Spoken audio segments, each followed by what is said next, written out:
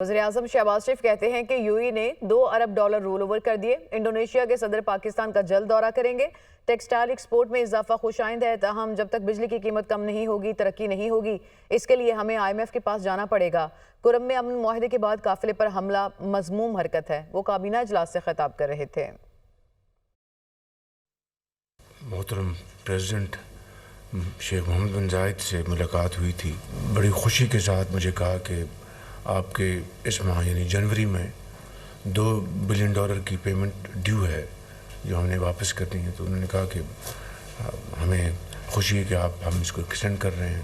اسی ماہ انشاءاللہ انڈونیشیا کے پریزیڈنٹ پاکستان تشریف لا رہے ہیں۔ الحمدللہ ٹیکسٹائل کی جو ایکسپورٹ میں اضافہ ہوا ہے، جو ایک خوش آئند بات ہے۔ جب تک کہ بجلی کی قیمت کم نہیں ہوگی، ہماری انڈسٹری، ہماری زراعت، ہماری ایکسپورٹس، کامرس یہ ترقی نہیں کر سکتی۔ ظاہر اس کے لیے ہمیں IMF کے پاس جانا پڑے گا۔ لوئر کرم میں انفارچونیٹلی یعنی امن معاہدے کے بعد پھر ایک واقعہ ہوا اور وہاں پر قافلے پر حملہ کیا، تو ایک بڑی مذموم حرکت ہے۔